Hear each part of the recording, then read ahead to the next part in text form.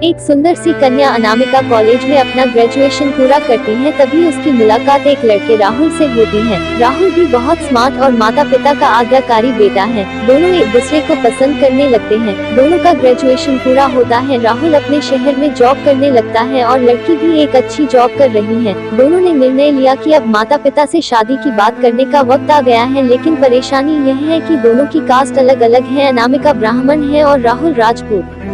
राहुल के समाज में दहेज बहुत जरूरी है, जो कि नकद में होता है। उसके अलावा कई तरह के गिफ्ट्स और गहने की भी मांग की जाती है। राहुल ने अनामिका को यह स्थिति स्पष्ट की और कहा, घर वालों को मनाओ, अगर तुम सभी मांगे पूरी करवाती हो तो मेरे माता पिता तुम्हें पलकों पर बैठाएंगे। अनामिका ने अपने माता पिता से यह बात कही। अनामिका के माता पिता को यह बात पसंद नहीं थी, पर अनामिका की जिद थी कि अगर मुझे दहेज दोगे तो मेरी इज्जत बढ़ेगी। अनामिका के माता पिता सक्षम भी थे, बिना मांगे भी अनामिका को बहुत कुछ दे सकते थे, पर उन्हें इस तरह दहेज की मांग करने वाले लोग पसंद नहीं आ रहे थे। लेकिन माता पिता अनामिका की खुशी चाहते थे। उन्हें यह डर था कि कहीं उनकी बेटी ये ना सोचे कि वे अपनी बेटी को कुछ देना नहीं चाहते, इसलिए उन्होंने सभी शर्तें मानी।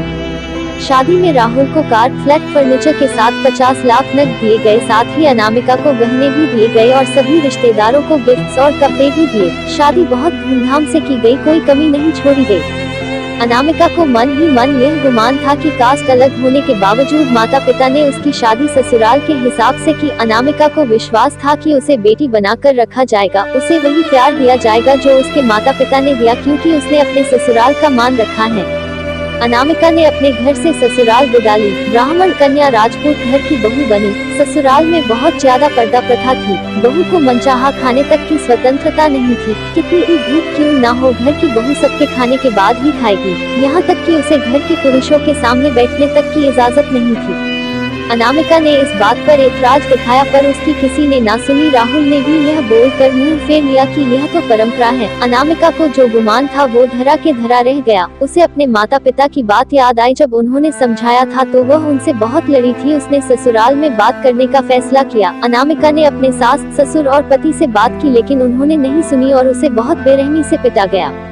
अनामिका ने कभी ऐसा व्यवहार नहीं देखा था। उसे जिस लाए हुए दहेज पर घमंड था वह चूर चूर हो गया था। अनामिका को माता पिता से बात करने भी शर्म महसूस हो रही थी और इसी कश्मकश में एक दिन अनामिका ने अपने आप को खत्म कर दिया।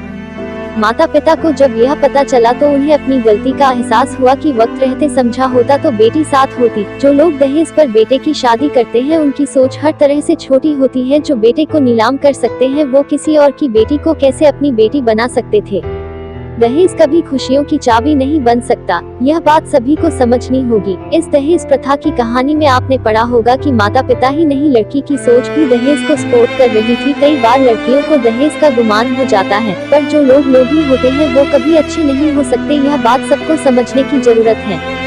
कहानियाँ जीवन में बहुत मायने रखती हैं। कई बार बड़ी से बड़ी डिग्री भी ज्ञान नहीं देती और एक छोटी सी कहानी जीवन बदल देती है। शिक्षाप्रद कहानी को आधार बनाकर अपने बच्चों को जीवन का सच्चा ज्ञान दे।